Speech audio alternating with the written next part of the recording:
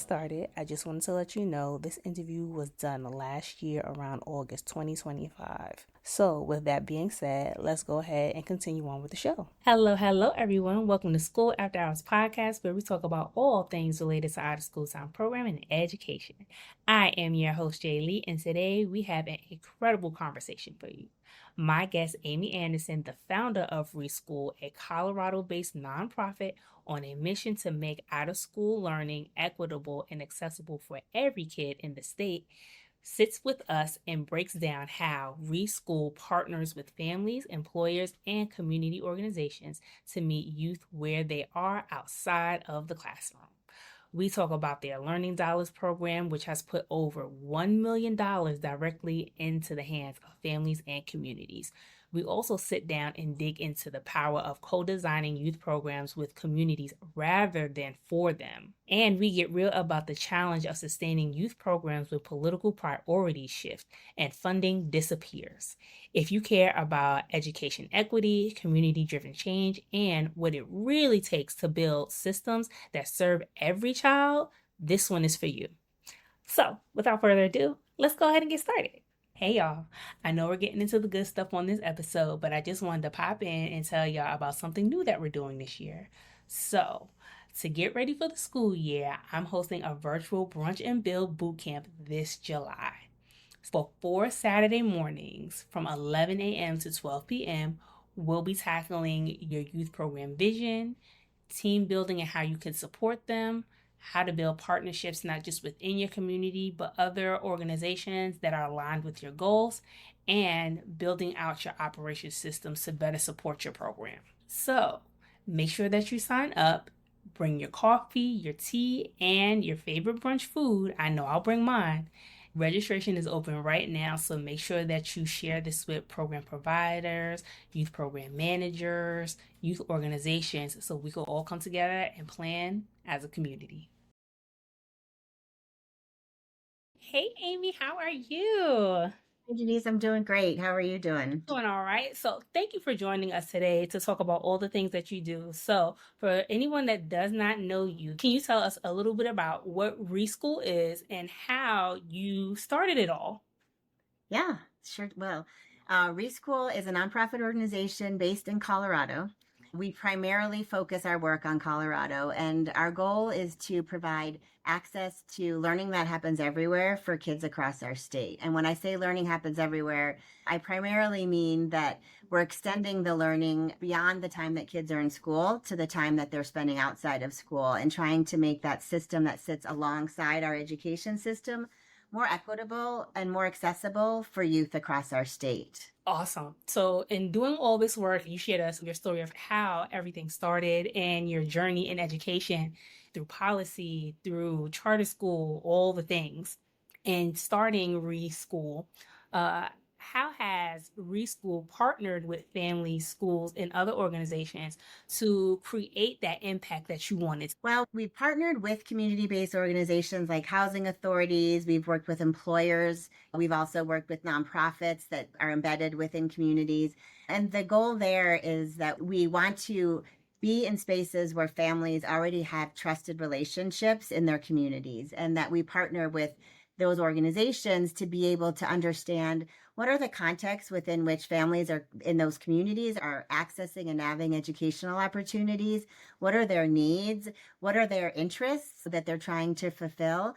And to what extent are they getting what they need versus where are the gaps? And as we start to understand, and there's often very similar needs and interests across communities, but then there's also those that are unique to different communities depending on who lives there. And so as we understand who we're working with and what the needs are within communities, then we can start to co-design and co-create concepts or programs or those kinds of things in response to what we're learning. And what we found is that after doing this work for over 10 years, that there are some consistent interests and needs that we've seen over and over again, regardless of the community we've worked with. Families want and need access to cash. Like, they need money and resources that they can then spend on the things that their children need that supplements what they're getting from school. Everything from books and resources and materials that they can be using in the home, to activities and summer camps and after school programming, to instruments or equipment for sports, so that they can engage in those programs, tutoring, you name it, And so we have raised over $700,000 over the last decade that has gone directly to parents that they have been able to use for their children's needs. And sometimes we've run funds that are directly with youth, and then the youth get to direct the money themselves as well. Nice. We've raised another $300,000 in addition, so over $1 million total. That the other funding has gone directly to what we partner with local learner advocates. Some people call that promotoras or navigators, and those are people that are in relationship with community that help people access opportunities, navigate system barriers, etc. And so we've had our own navigators and learner advocates on our team. Like when we worked with the hospitals, we were an employee benefit, and anyone who worked in that hospital could have access to Reschool resources, including our learner advocates. But then we've also partnered with organizations that have those kinds of relationships and people already employed. And then we just compensate them for being our partner and for their time and expertise to work with their community. We've also provided provider dollars, which is something else that's come from families, in the sense that if there's providers who families want, like there more recently in one of the cities just outside of Denver, there are families that wanted access to some arts program, mariachi for their mariachi dance and music for their children, as well as soccer programming. And it didn't exist in this community that they were able to access. And so we were able to partner with a couple of out of school providers to expand that programming to bring it to that community. And so we provided some funding that allowed them to kind of get that going that we had raised. So that's how we work with families and communities, is we understand their needs. And so those are the things that have been consistent. But like the programming, for example, the last example I gave, that's specific to that community because it's mostly Latino families, and that's based on their cultural interests and desires for their children. But if we're working in another community, the kinds of out of school providers that they might highlight as providers that they are looking for might be quite different. And so we want to also be reflective of the interests and values of the communities in which we're partnering. And so we're creating now like very organically grown learning ecosystems in various parts of the metro area. We've actually worked statewide, but more recently our work's been more in the Denver metro area, that are starting to build a more equitable pathway for people to learn across a variety of spaces. Nice. So, in building and going through this process of partnering, how important was it to you and the organization to consider that not just that community voice, but that parent voice, and making funds available and making resources available and finding those resources for the children as well as the families in the community? I mean, it's become essential, really. Like the fact that families have access to resources, they feel trusted, and they feel they have the agency. Like families know what their kids' strengths and challenges are overall. They just don't always have the resources to do something about it, to find whatever it is they need in order to fulfill their child's interests or to address a challenge they might be facing. Or they maybe lack information around where those programs exist or where those resources exist. So we're about empowering families to make the choices that matter most for them and for their kids. And to the extent that they need some support in doing that work, then we are here to provide that kind of support for them, and or resources that they can use to make those decisions. And so I believe for the most part, the way school systems have worked, or a lot of our systems, not just education systems, is they get designed by the people who work in those systems, and they bring their thing to a community, and not necessarily co-design it alongside or with the community. And we're trying to do the opposite. We're trying to create things alongside communities, not for or to communities. Right. And I like that is something that you've brought up in other interviews as well. When doing this, you look at it from a co-design perspective instead of this is what we have, so this is what we're going to bring to you to implement and to exercise. Because what those individuals or what those organizations may be bringing, that community may not need. Yeah, exactly. And then they don't get used, and then it's been like a waste of resources.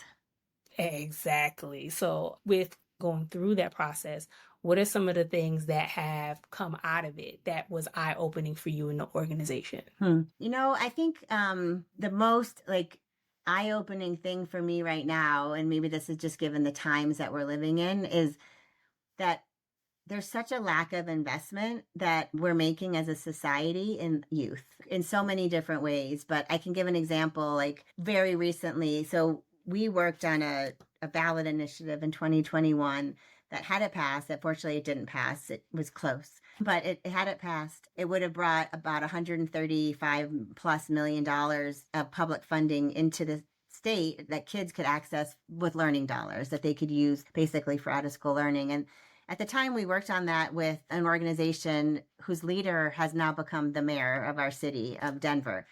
And he brought that concept with him to the city since it didn't pass at the state level and created a pilot program modeled after our learning dollars at the city level called MySpark that ran for like last year, like last school year, basically.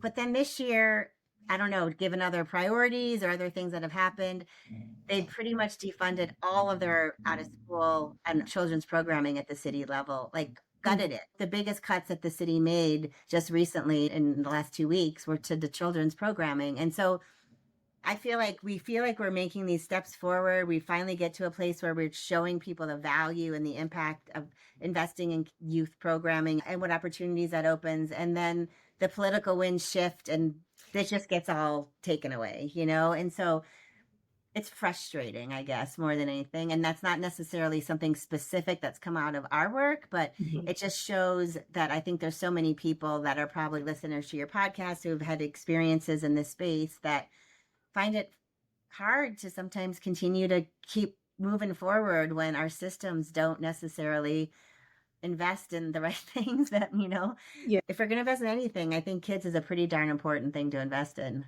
Right. Especially when it comes to shaping the society, the communities, the world that we want to see. So most definitely, I definitely get that. But that leads me to my next question for you.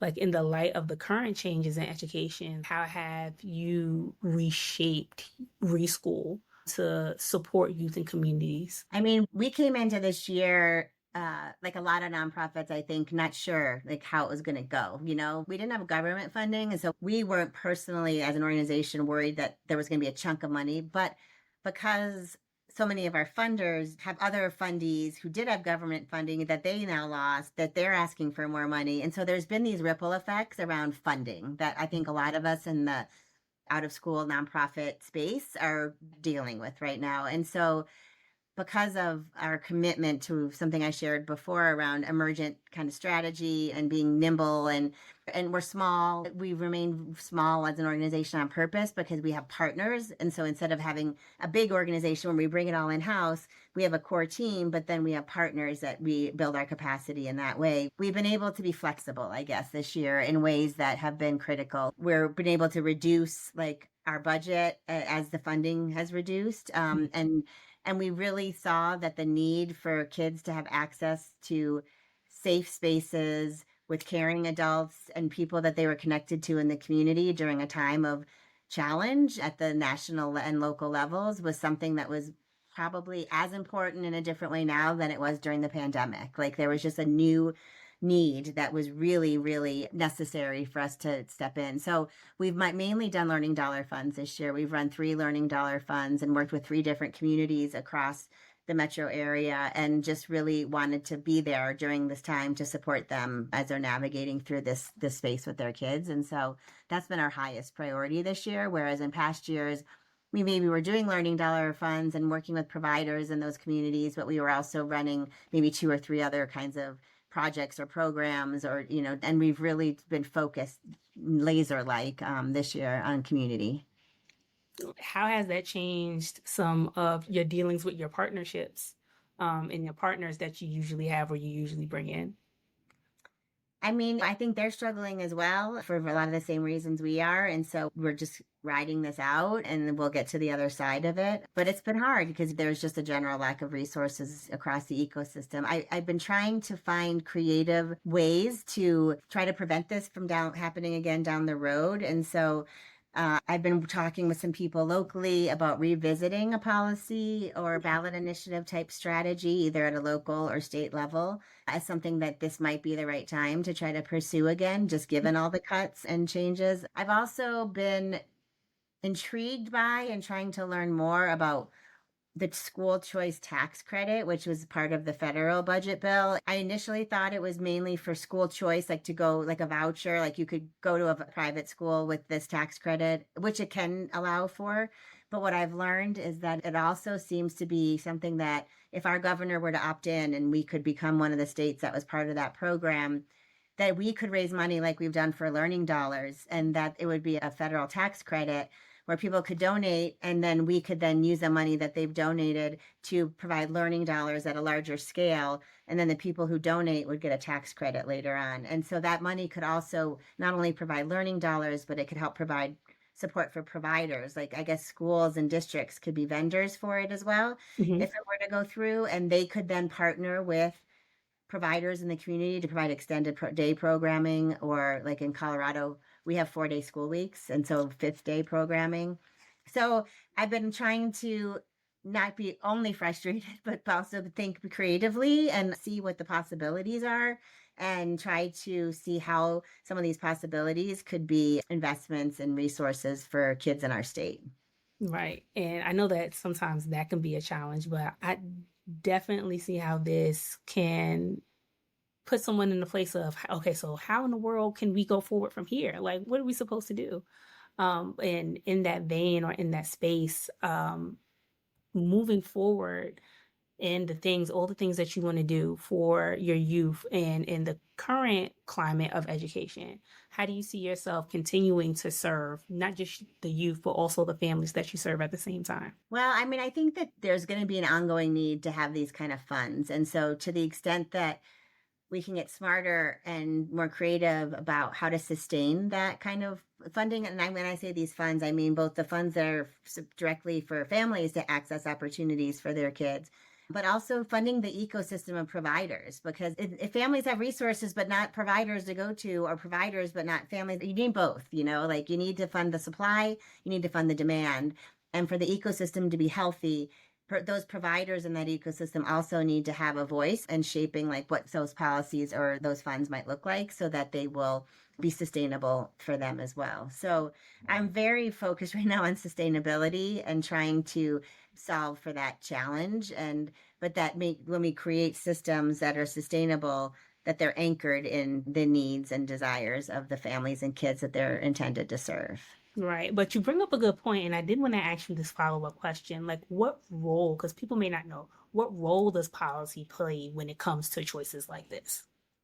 Well, I mean, it depends, I think, on a state by state basis. But in our state, there might be some things that we could do at a legislative level, like at the state capitol, like pass some kind of a policy or create a small program. But probably the strategy here is a voter initiated kind of strategy where you go to the voters, whether that be like the city of Denver voters or like we did in 2021, the state of Colorado voters, and you present an opportunity, a policy of an idea, and then they vote either yay or nay on that idea. Mhm. And so, but in order to get to that point, you need to build a coalition. You need to have a diverse and expansive coalition of people whose voices and communities that they work with are advocating for this too. And that is what will move voters or others to want to then say, yes, this is something that we think is important for our kids. And so you have the policy itself, which is the bill or the initiative or whatever, but then it's a lot of the work around the coalition and the advocacy and those kind of pieces that are part of that puzzle too. I'm like, ooh, choices, choices, choices. But I do feel like that if this is something that the families and so much of the community needs, it is important to have like that advocate for them. You know what I mean? Mm-hmm. Because for those that can't be in the room and have the say so, or even know what to say and express their needs, I think it's important for them to have that. Absolutely. And like when we had our advocates that were embedded within the two employer sites as an employee benefit, any employee in those two hospitals could access Reschool's advocates, but we marketed and primarily reached out to like the mid and low wage departments within the hospitals. And so people would come to us, all parents have issues and challenges as it relates to their kids' education, whether you're somebody that is a nurse or working in the cafeteria or administrative, behind the scenes, or a doctor, like everybody can come and try to like get support from an advocate for various kinds of needs. But when you don't speak English as your first language, or you're new to the country, or you only have one computer or one phone that everybody shares in your family. Like there's other barriers that then are even more challenging that make it harder for some people to access opportunities and systems. And so that's really where our advocates spend more of their time. And now in communities, when we partner with advocates who already exist in those communities, that's what they're already doing. They're already supporting families in those ways. And so we're just building upon their existing supports to be able to reach more people. I know that's right. Well, Amy, thank you for all the work that you do in continuing with this fight for not just the communities, but the youth that you serve as well. But before we go, we are going to go ahead and jump into our Professionals Lounge. Okay, Amy, we have made it to the end of our show for our Professionals Lounge. So, for Professionals Lounge, my question for you is, what lessons have you learned about sustainability and growth that others could apply to the current situation that we're going through now in education based on your long experience doing this? Great. Well, I'm gonna share two things, and they're kind of related. But the first one I touched on in my interview.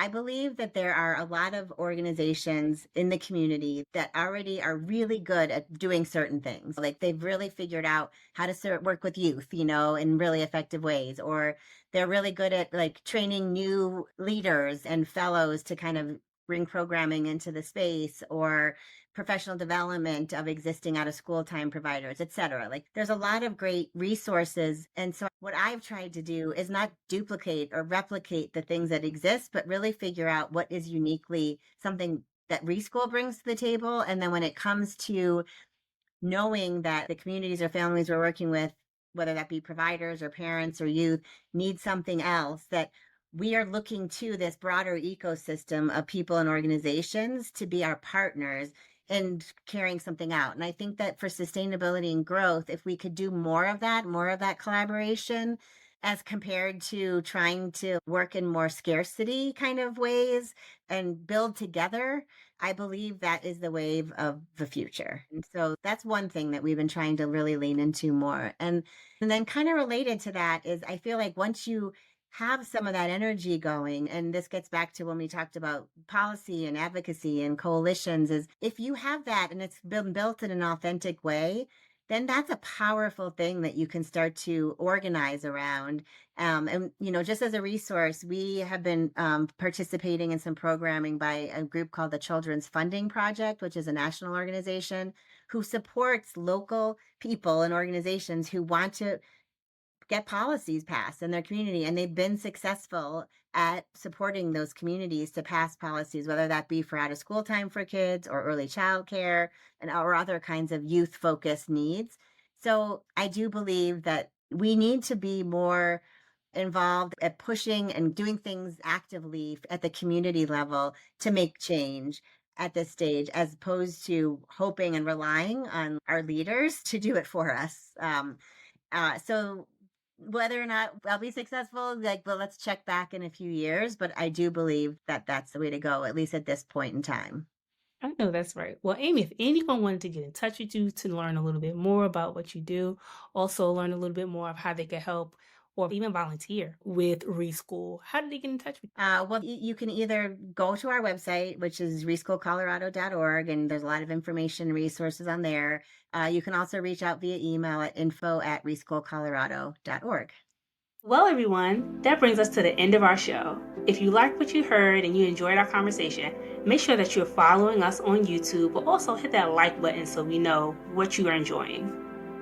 You can also find us on other podcast platforms like Apple Podcasts, Spotify, and Google Podcasts if you want to listen to our audio version as well. To get more behind the scenes stuff, make sure that you're following us on our social media accounts, Instagram and Facebook at School After Hours. Well, that's all I have for today. In the words of Mr. Arthur Ashe, start where you are, use what you have, do what you can. Until next time, y'all. Bye-bye.